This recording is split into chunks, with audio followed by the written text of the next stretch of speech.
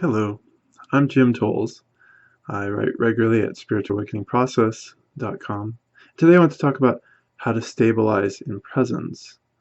This is something that many spiritual seekers strive for. This is something that people who've awakened and didn't know that there's such a thing as stabilizing in presence suddenly want badly, more this so than anything else.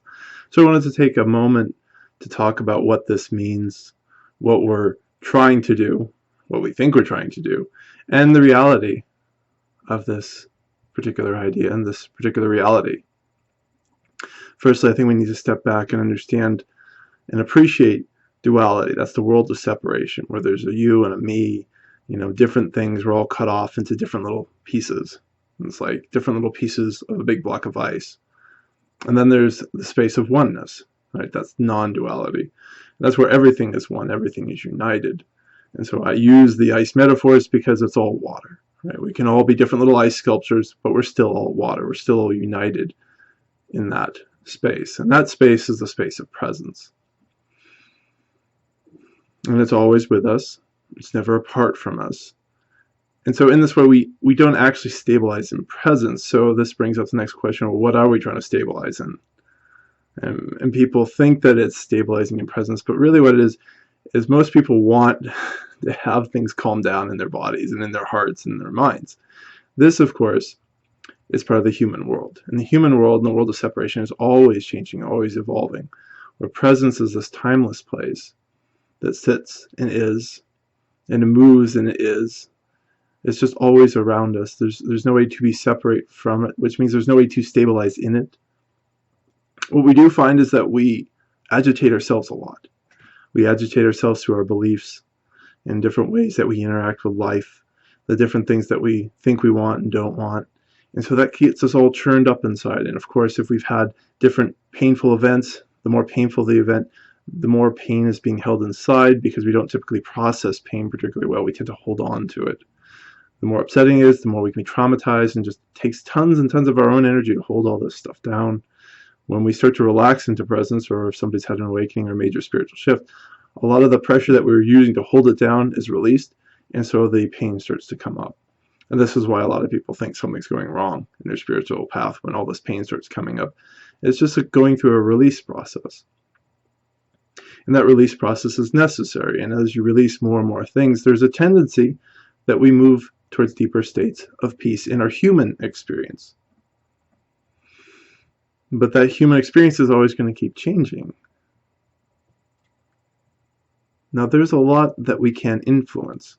And so that's why dedication to what I call the conscious path, where we are dedicated to becoming more conscious about ourselves, about how we're interacting, where we're coming from within ourselves, is really important, because we can retrain a lot of these old processes and beliefs inside, but we're never apart from presence. And the more we can focus our awareness on that space that simply is, there's a tendency that things start to work themselves out. So there's kind of this beautiful way where, by not trying to stabilize and just being in the present moment, things start to work themselves through, but they don't immediately go to this peaceful, all-encompassing, wonderful, blissful state. I really encourage people to appreciate the feeling, or any feeling like bliss, or even what we would call peace, as another passing state, another passing experience.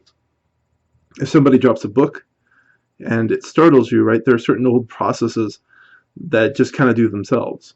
Those sort of primal processes are very powerful and should also be honored and appreciated, and that reteaching those things that have been genetically built up over millennia, that doesn't happen overnight. But still we can be present to it. And so there's this interesting kind of duality. As we drop into oneness, we start to notice all the ways that we're used to being separate.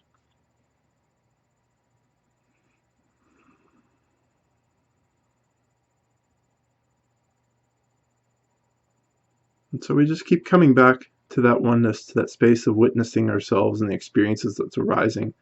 You may notice, and may have already noticed, that our human experience, just being in this body, is still separate in some respects from that space of presence, but it's also not separate.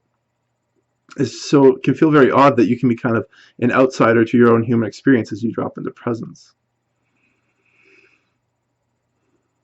which, as I said, is always here. And so you just keep abiding, keep bringing that awareness to presence while your body and your mind and your heart continue to have whatever experiences they're having. Keep trying to draw you back into certain parts of life.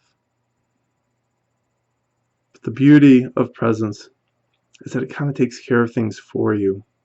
Things get clear about what needs to be attended to in your human experience. And so this is what I call going inside before going back out into the external world. The more you go inside first, the clearer it is what needs to be taken care of and what just needs some space to take care of itself. And so this type of stability really is the melting of the ice into the river of life, into the ocean of consciousness that just kind of moves us. And we can certainly paddle our boats and we can swim and move through it as we so choose. But it gets a little bit easier to know what currents feel true to us the more we bring that attention back to presence, to that space that simply is, that requires no stabilizing. And as you do that, a certain inner serenity and peace does tend to arise, and you can go wherever you choose. I hope these thoughts are helpful today. Once again, my name is Jim Tolles, and you can see more of what I'm writing about at spiritualawakeningprocess.com. Have a beautiful day.